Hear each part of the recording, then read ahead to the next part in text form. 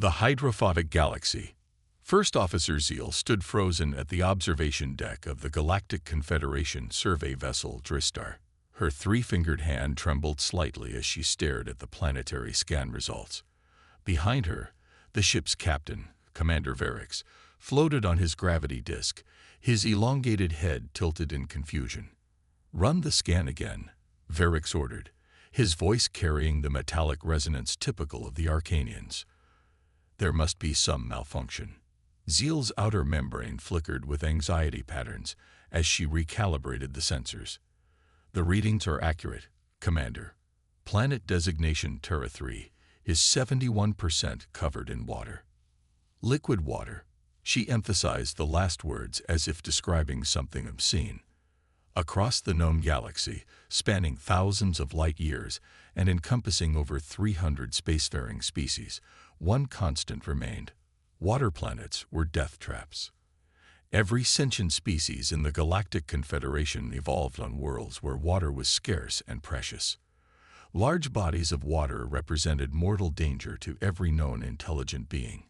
Rain itself was considered a hazardous environmental condition on many worlds.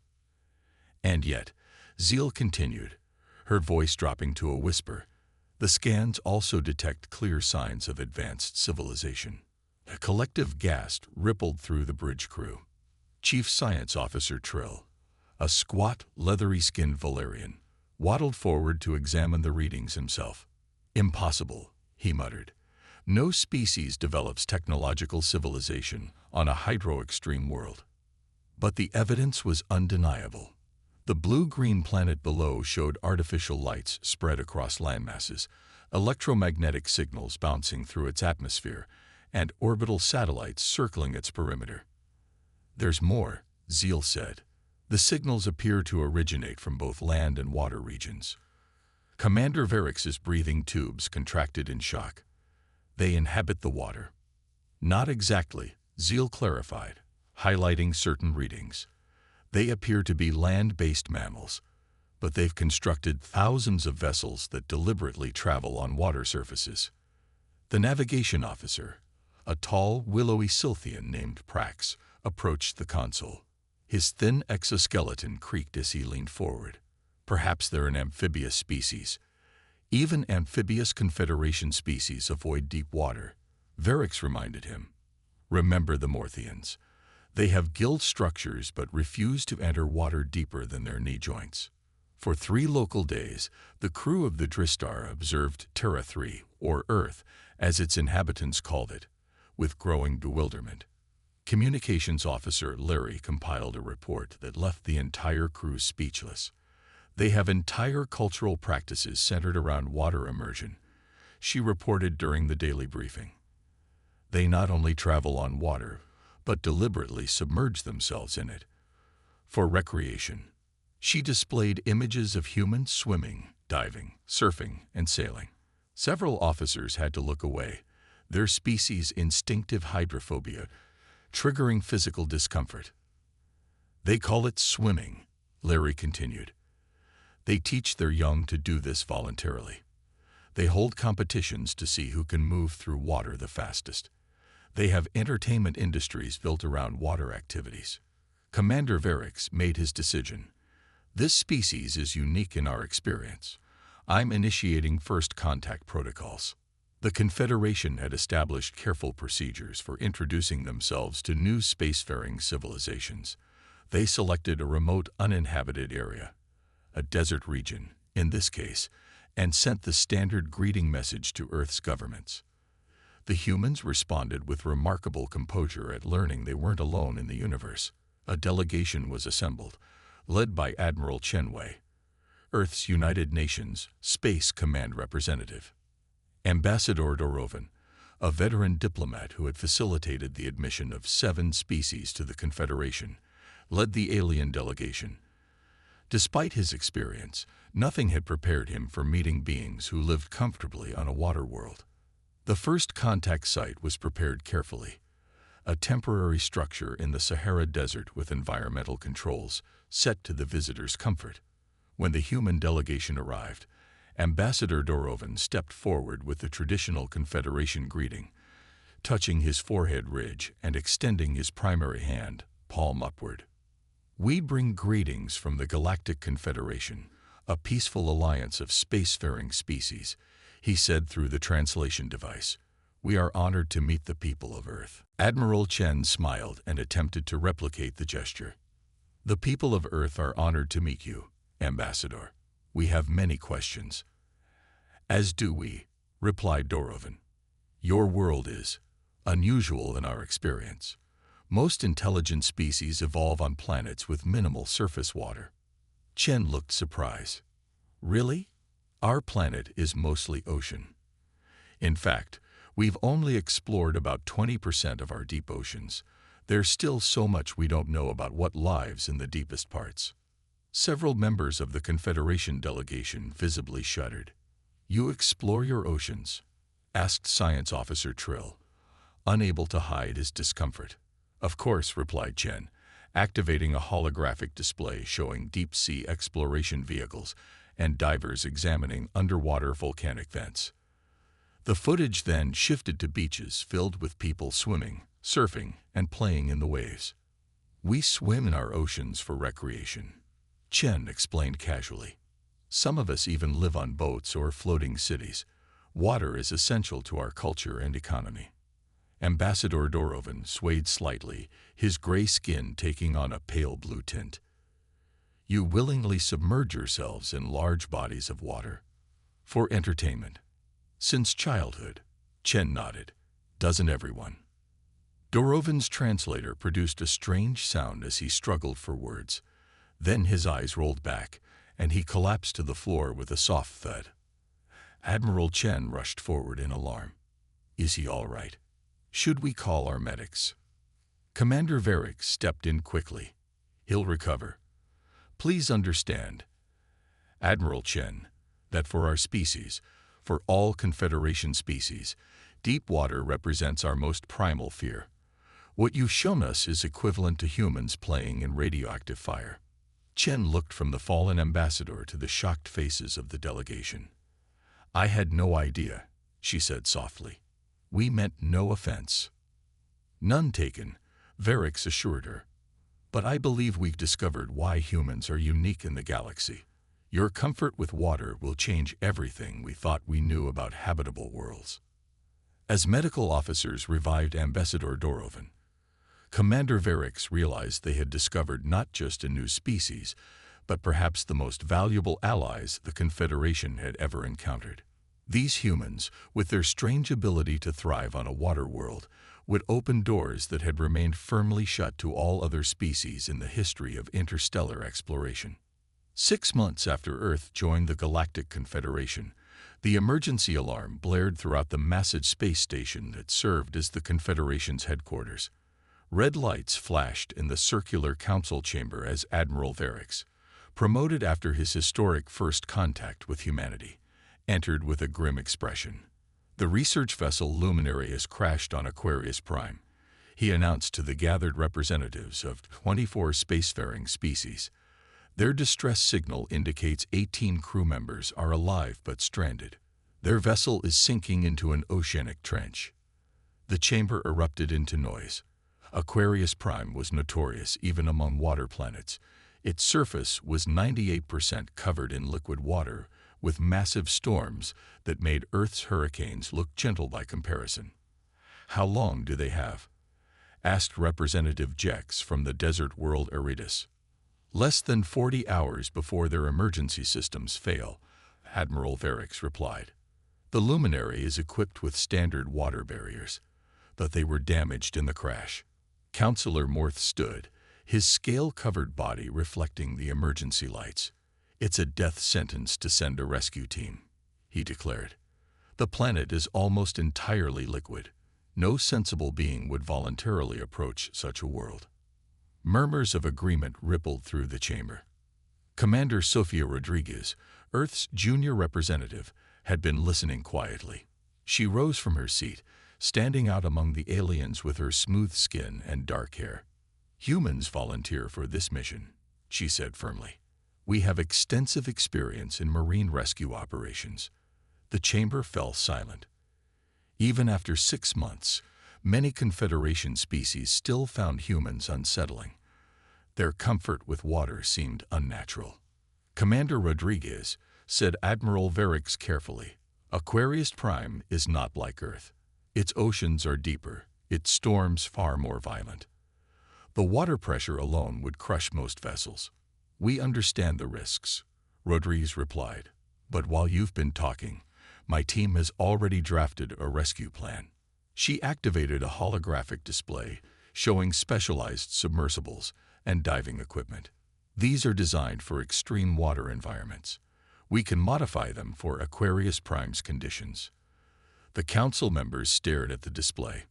For them, it was like watching someone plan to jump into a volcano. "The crew of the Luminary includes representatives from 7 Confederation worlds," Rodriguez continued. "Would you leave them to drown because of your fear?" A heavy silence hung in the air. Finally, Admiral Varix nodded. "The humans may attempt what we cannot." The Deep Blue Alliance.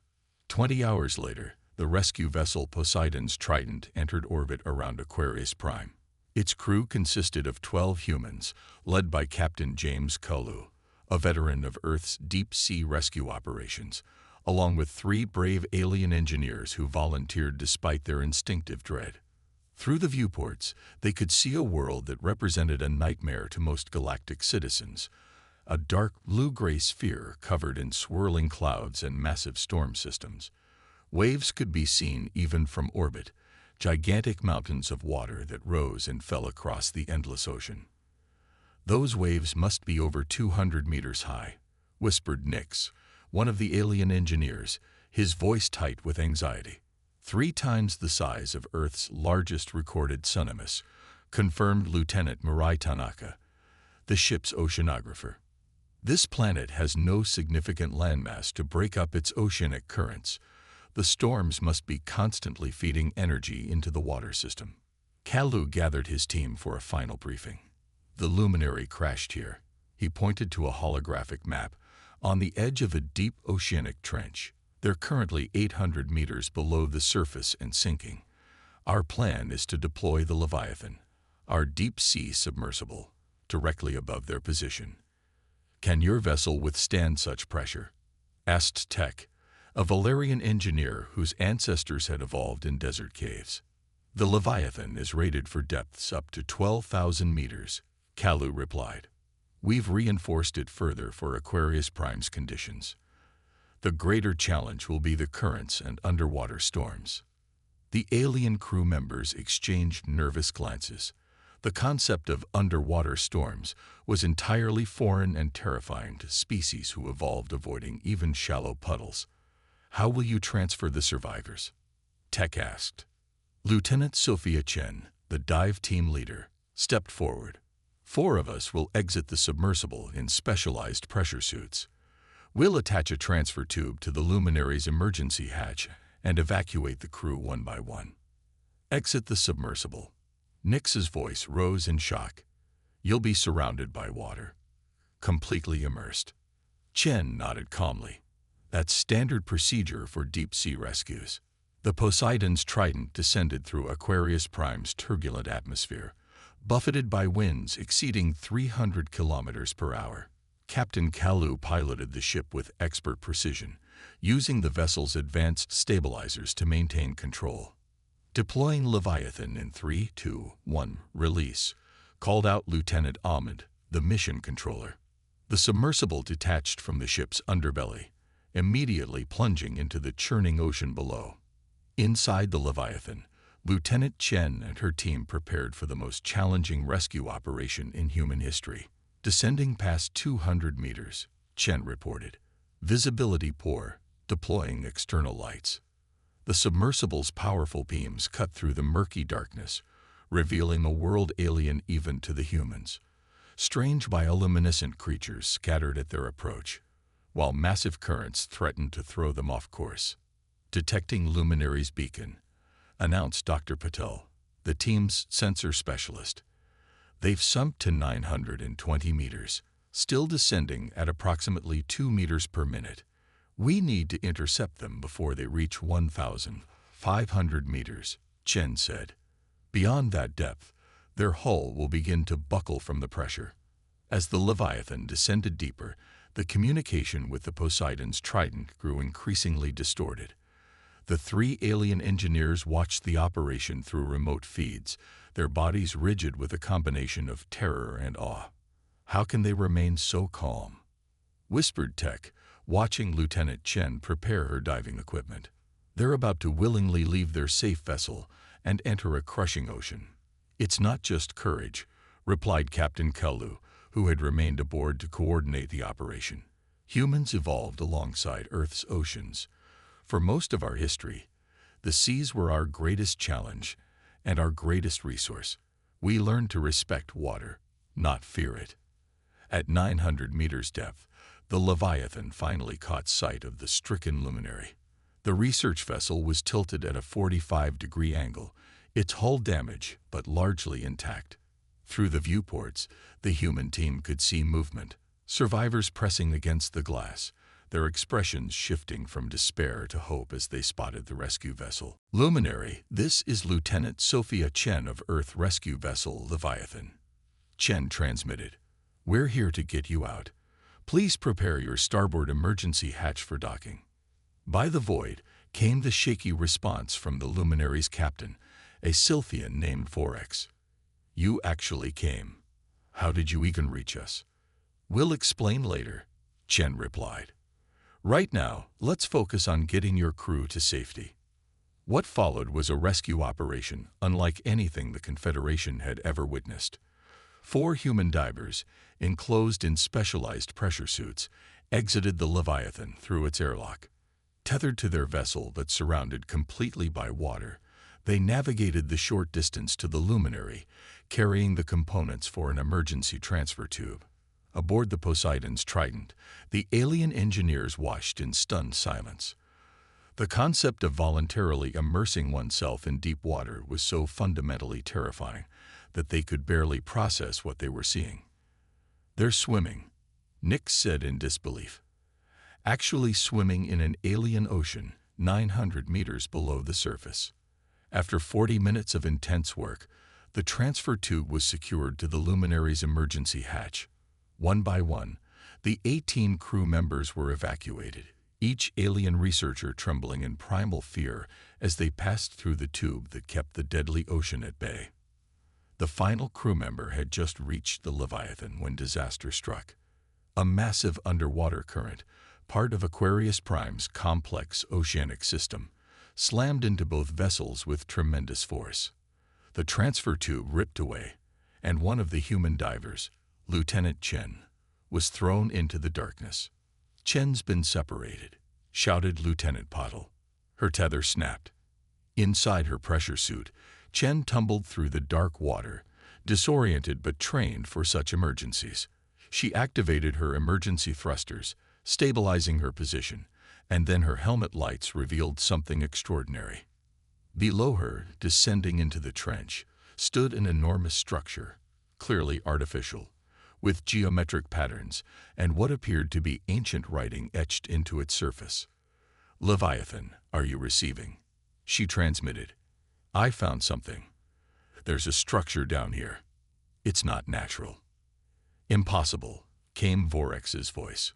"No species would build in an ocean." As Chen's lights played across the ancient structure, sections began to illuminate, responding to her presence. Data streamed across her helmet display, the suit's sensors detecting energy readings and translating symbols.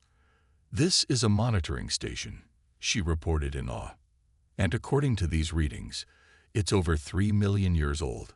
The discovery changed everything. Over the next year, human dive teams led exploration missions to water worlds throughout the galaxy. They discovered ancient structures beneath the waves of a dozen planets, relics of a long-vanished aquatic civilization that had once spanned the galaxy before mysteriously disappearing. The knowledge recovered from these underwater ruins revolutionized Confederation technology. The ancients had mastered energy generation using tidal forces and developed materials that could withstand crushing ocean pressures. They had built an interstellar civilization centered on the very environments that the current galactic species feared most. More importantly, the ruins contained warnings. The ancients had monitored the deep oceans of the galaxy for signs of something they called the abyssal, a threat that emerged from the darkest depths. The records were incomplete, but they suggested this threat had been responsible for the ancients' disappearance. 5 years after the rescue at Aquarius Prime, the Confederation faced its greatest crisis. On 17 water worlds simultaneously, massive entities began to rise from the oceanic trenches, gigantic biomechanical constructs that the ancient records identified as scouts for the abyssal. The Confederation fleet was paralyzed, its crews unable to overcome their instinctive dread of deep water operations. It was humanity that stepped forward, creating a specialized navy equipped with technology reverse-engineered from the ancient ruins. Admiral Sophia Chen, the same diver who had first discovered the ruins, led the human fleet in the Battle of Aquarius Prime. Using tactics developed by Earth's own naval history combined with the ancients' technology, they drove the abyssal's forces back into the depths from which they came. In the aftermath, the Galactic Confederation was transformed. Under human guidance, member species began cautious exposure therapy to overcome their water phobias. Specialized habitats allowed non-humans to explore shallow water environments safely. Some even learned to swim, though few achieved the natural comfort that humans displayed. Water worlds, once avoided as uninhabitable death traps, became the new frontier. Hundreds of planets previously ignored were now open for exploration and colonization, with humans leading the way and teaching their alien allies to see beauty where they had once seen only terror. Commander Zeal, now serving as ambassador to Earth, stood on a beach in Hawaii, watching human children play in the surf. Beside her, wearing a specially designed flotation device, a young Arcanian took hesitant steps into the shallow water, guided by a patient human instructor. "I still don't understand how you can be so comfortable with it," Zeal said to Admiral Verix, who stood nearby. "Even after all these years, I can barely look at the ocean without feeling anxiety." Verix nodded. "I doubt our species will ever feel truly at home in water as humans do. It's coded too deeply into our evolutionary psychology. But we're learning." The ancients believed water was sacred, Zeal noted. Their ruins suggest they saw oceans as the source of all life. "A perspective humans share," Verix replied. "Perhaps that's why they were chosen." Chosen? Verix gestured toward the horizon, where Earth's sun was setting over the Pacific Ocean. The ancients' records indicate they seeded water comfort genetic markers on promising worlds before they disappeared. Earth was one of those worlds. "You think humans were engineered to be comfortable with water?" Zeal asked. "I think the ancients knew the abyssal would return someday," Verix said quietly. "And they knew only a species that embraced water rather than feared it could face that threat. In humanity, they created their legacy and our salvation." On the beach, the Arcanian child let out a sound halfway between fear and delight as a small wave washed around their legs. The human instructor applauded, and slowly, the child raised a 3-fingered hand to splash the water back. It was a small gesture, but in it lay the future of the galaxy, a future where ancient fears gave way to new possibilities, and the vast oceans of countless worlds became not barriers, but bridges to a grander destiny.